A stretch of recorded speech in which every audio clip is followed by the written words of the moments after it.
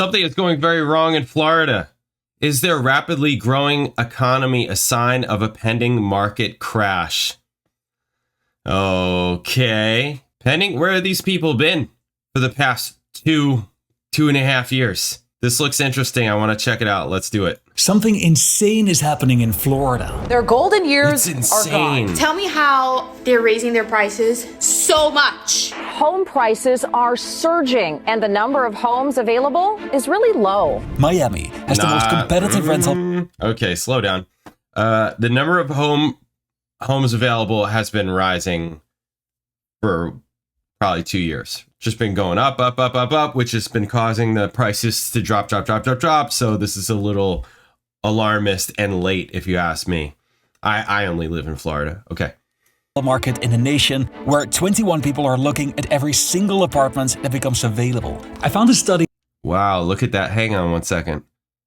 This is from Q1 2025. I just wanted to check that. This is from Q1 2025. Yeah, well, I mean, also, right, supply and demand. And Miami, I would say, it has a stronger market than other areas of Florida, right? There are other areas of Florida that have been hit way harder than Miami, but people want to live in Miami.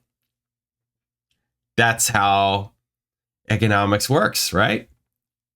People want to live there, supply and demand. Keeps the prices high. That's what's happening there. Let's see these other places. Chicago, Broward County, also down there.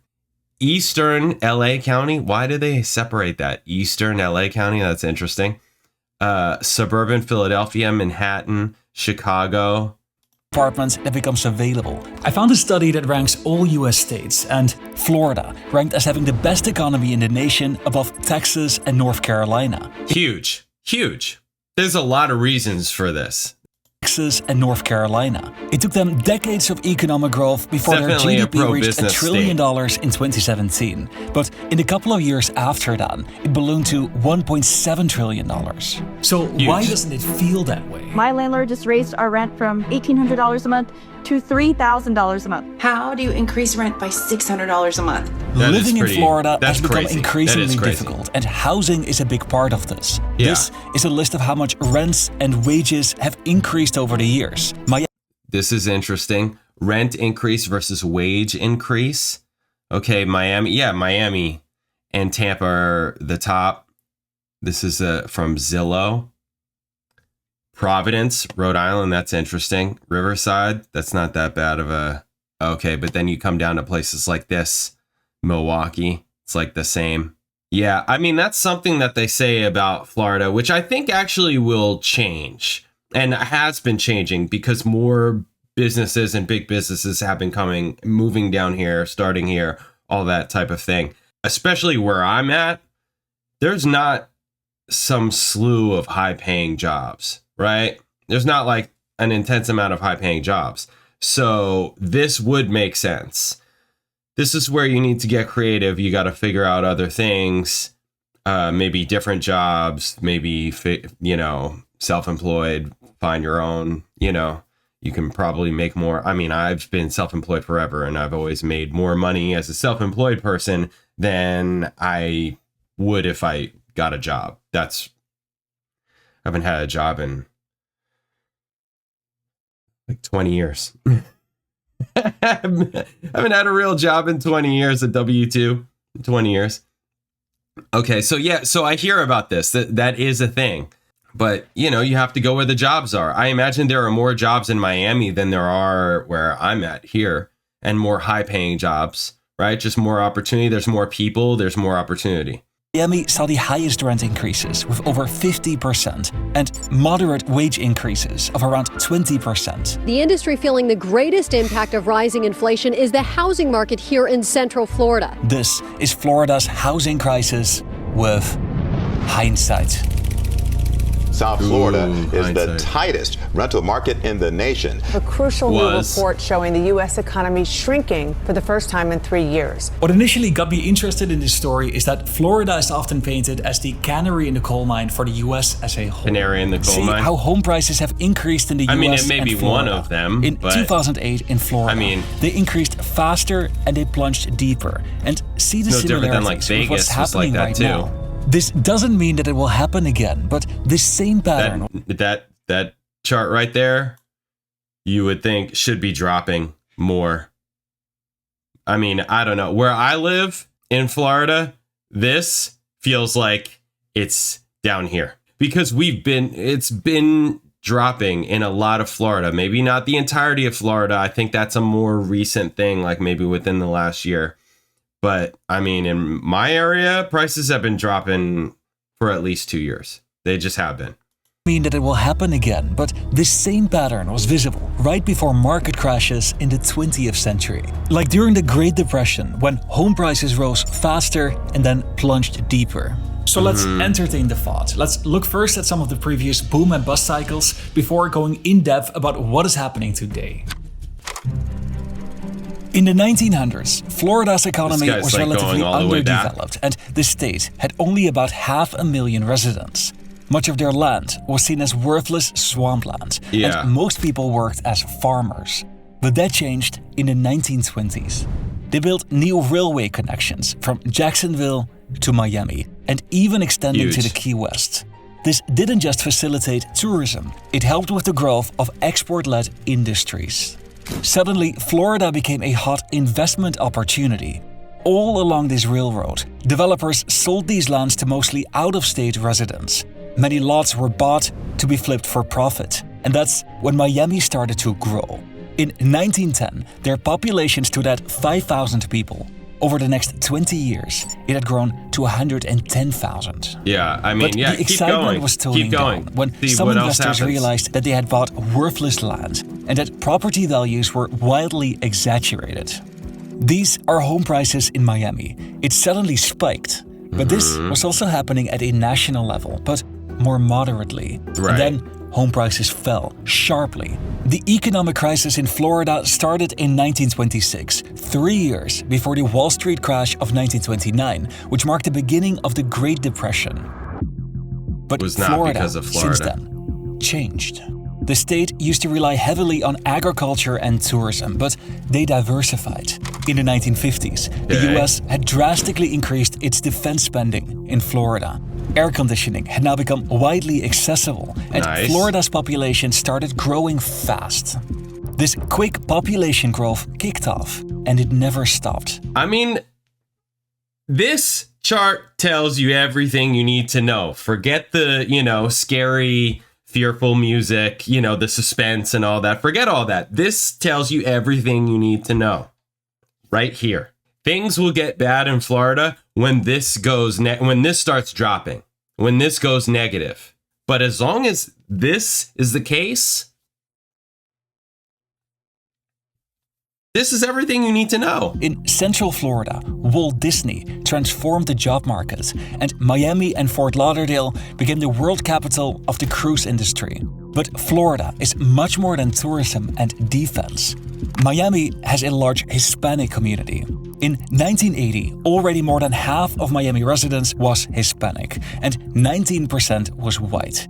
The city would transform itself into the financial, cultural, and trade hub for Latin America, and statewide, Florida was pushing pro-business policies, getting rid of state income tax and regulations, helping attract businesses and wealthy individuals. So Florida what you're saying is it's been happening for decades down here. And diversified economy. But even so, in the 2000s, we saw that same trend happening again. Home prices suddenly spiked in Florida, and it was more extreme than in a national average. And when they dropped, it was deeper. And if we look at these figures... Yeah, but even still, look at this. How long did I say you should stay in a house? You shouldn't buy a house unless you plan to live in it for 5 to 7 years, right? 5 years is generally what they say, 5 years. Can we say that this is 6 years, right? 7 years, maybe 5 to 7. It's like, okay, if you were the unlucky person to buy within here. Also, you already saw that prices were dropping. That's like buying in my area, right? 2 years ago. It's like, yeah, that sucks. You got to hold longer. Is it going to come back? Yeah, it probably will. Yeah, it probably will. Because as long as people keep showing up and that population keeps rising, people are going to need places to live. and you now own a place to live. You can live there yourself, or you can eventually sell it to somebody that needs a place to live. As long as people keep coming. And it's all different types of people. It's not just retirees. Obviously, it depends on which area you live in. Some get more retirees than others, but you know what I'm saying? Because even still, this line, overall, the overall trend of the line is up. Who cares if it does blips? Only people that are trading care about that. People that are holding on to what they have are not caring about that. They're not. They're just living and doing other things and all that. Don't matter. Today, we see a similar trend. So let's break down what is going on now. All right, here we go. Florida is amongst the fastest growing states in the country. In key economic indicators like population growth, job growth, and real GDP growth, Florida consistently outpaces the national average. It's huge. This comes at a price. If you can work remotely, why not do so in Florida? Everyone's got the same idea. They want to come to Florida. Florida has low taxes and warm weather. When many people started working remotely during the pandemic, the state became a popular destination for immigrants. Which cities are home to most self-employed workers? Florida dominated the list of the top 10 cities. There are major outliers between states. Most people left California, New York, and Illinois. I mean, and most I'm one of these domestic people. immigrants went to just a handful of states. I'm literally Texas this and people. Florida. Literally. We saw a net migration of 370,000 people in 2022. This didn't go by unnoticed. The salaries here just don't add up to the cost of living here. Some worry the influx of newcomers it's can put expensive. a strain on the housing market. Housing cost me more in Florida than it ever did in California. That's a little bit by design and also a little bit because of things like this. So, meaning by design in California, I didn't live in Los Angeles. I lived in the desert before it became popular, right? Before it became really popular, like really popular. Desert's always been popular, but like it became crazy popular once the pandemic hit. That was like everybody was coming out all of a sudden. I'd already lived there for like 5 years when the pandemic hit. And when I moved there, I rented from a guy who had lived there for decades, and he owned a bunch of property. And I told him, everybody's going to be coming out. Watch, everybody, because Instagram, Joshua Tree, all that's like everybody's seeing it. They're going to come out. They see how cheap it is out here compared to everywhere else in Southern California. It's really not that bad of a drive for California, right? It's not that bad of a drive for California. So, and sure enough, and my property value went bonkers. That's what it is. And that's the same thing that happened to Florida. Same thing. Except people were leaving California, right? So even though my housing prices were going crazy because people from LA were moving to where I was living. And people, their houses in Florida were going crazy because people from all kinds of states, whether that was California or New York or anywhere else up north, were all coming down to Florida. Florida was one of the only states that was open, right? A lot of people that thought it was BS early on, it was like a no-brainer, go to Florida, right? You know, just all of it. And that's both sides. You got Gretchen Whitmer coming down to Florida, right? I mean, all kinds of people coming down to Florida because it's open. All these decisions have consequences, right? All of it. So yeah, this is why Florida has had such a big boom. But the job market has always, at least in my view, has always been harder down here. Again, it depends on the specific area that you live in. If you live in Orlando or Tampa or Miami or Jacksonville, you're going to have more options, other options, than if you live in Southwest Florida or, you know, along the East Coast that isn't Jacksonville or Miami, you know, like just things like that. There's certain areas are going to be the panhandle, right? Areas are going to be harder job wise in terms of being able to find a well-paying or high-paying job. It's just you're not gonna find it. So Florida's population growth over the past 3 years has consistently outpaced the number of new homes that were built. Add demand without adding supply, and prices naturally go up. There seems to be no shelter from the storm of rising rents. My current rent is $3,000. It does feel like the number of new, at least in my area, it does feel like the number of new builds is out of control.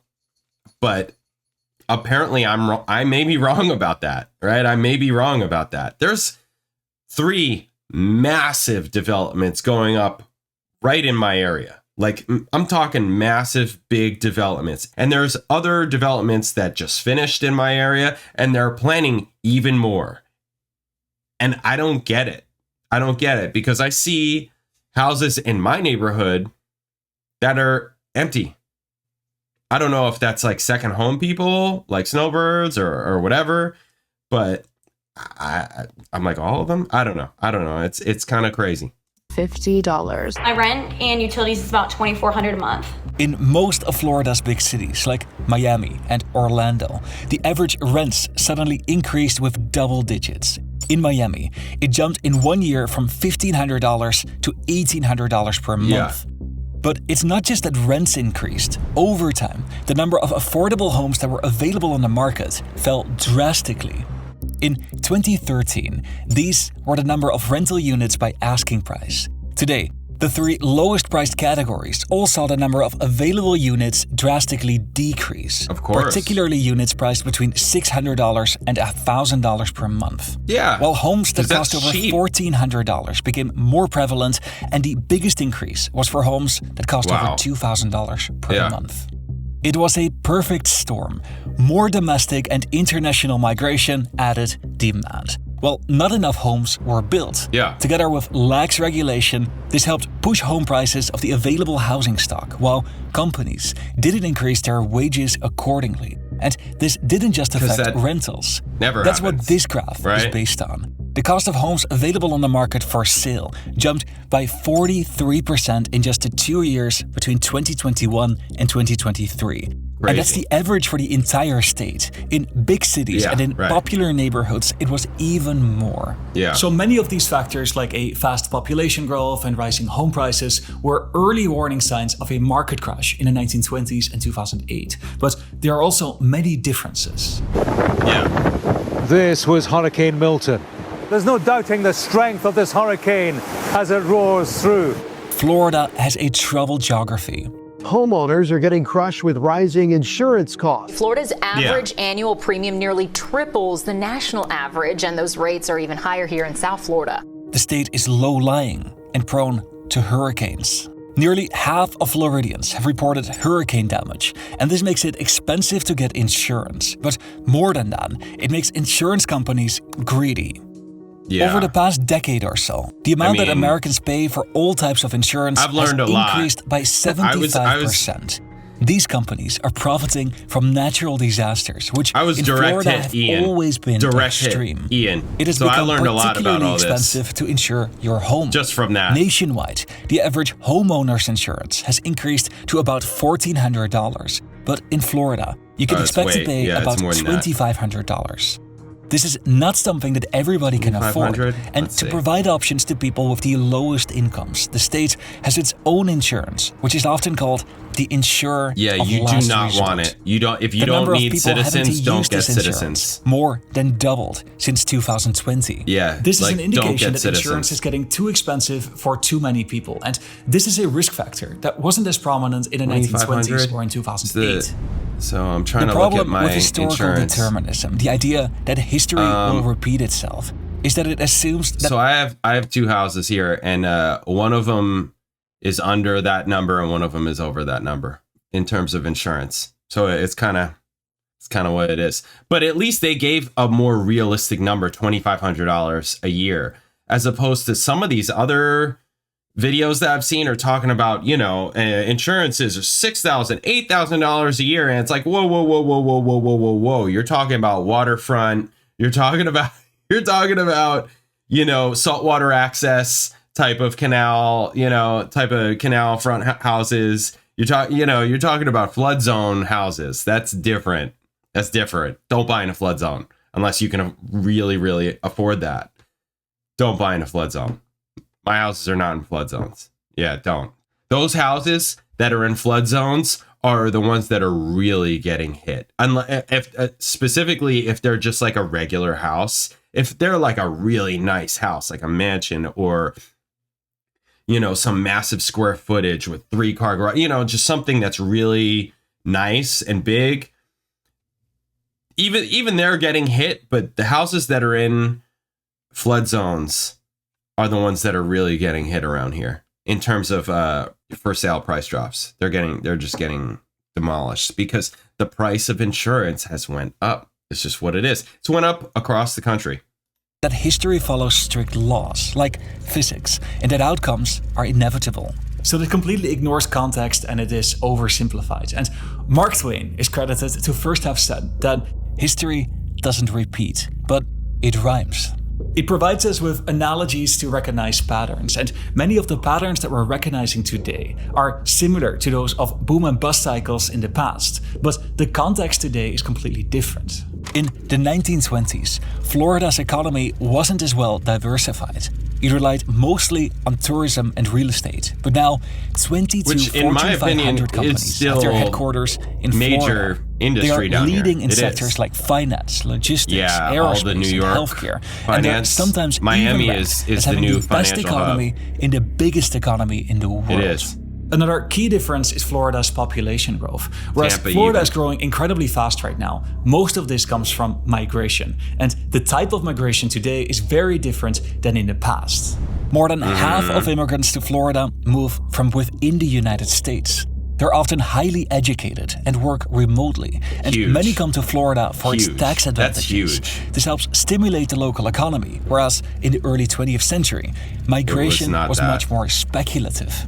If the market is going to crash, it will be different from times in the past. Thank you for watching this video all the way towards the end, and I hope that it gave you some value. If you want to help me reach... Yeah, it's a cool, it's a good video. There was a lot of the doomsday type of music and stuff like, the suspense kind of stuff, which, okay, that's good.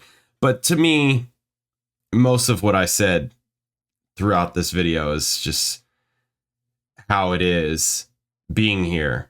And even within that, it depends on the specific area that you're in Florida, because all the areas, while it's all Florida, it's different. So if you live in, Crystal River or the Nature Coast, like anything in there, it's going to be very different than if you live in Jacksonville, right? If you live in Ocala versus Miami, even Miami to Naples is different because it's different. It's just different. It's a different area, right? Like how I was saying in California, I moved to an area that was over 2 hours away from the city. That's not far. To me, that's not far in California, but that's far in Florida. Like people out here think that's crazy far. Like that's crazy far. Like I do my work down here, and the farthest drive that I have is about an hour and a half. And that's really far for these people, like really far. They're like, man, it's just so far. And I'm like, I would travel further for less money in California. I would, because that's what it was. That's just what it was. And at the time, I thought it was good. That's maybe the funny thing about it. It's like, oh, dang, what was I doing? In a way, I mean, there are different trade-offs, but I think that this is a little bit, while this is a good video, and this guy obviously makes really good videos, this is the first time I'm seeing hindsight, which is cool. I think that this is it's late, in my opinion. The market has been coming down. Yes, the insurance rates and the rental prices have been going up, but more recently, right, if we're talking within the past 4 years, right, that stuff has been going up. But if we're talking more recently, like really more recently, like within the past year, like I said, I have 2 houses. One of them is a rental. It's been a rental for 2 years. When it became vacant the most recently, I had to lower the price because prices are dropping. That includes rent prices. That's just what it is. So it's not all up, right? Like we're already coming down. We're not at the peak right now and it's starting to drop. It's like, no, it's been dropping. And again, maybe that's different in Miami, but where I'm at and in a lot of what I watch in Florida, if you're on Redfin or Zillow or whatever, the price drops have been happening for 2 years. So this is not new. At least from what I see, the media is consistently late on this. It's like they're talking about it now and they've been talking about it for the past couple months.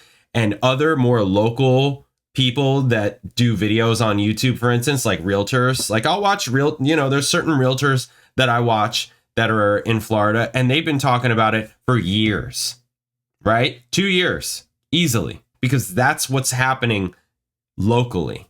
That's what's happening locally. Real estate is local. So that's what it is. Overall, bigger picture though, and most important thing, especially if you live here or if you're thinking of coming here, trend line is still up. As long as the trend line's up, now's the time to buy.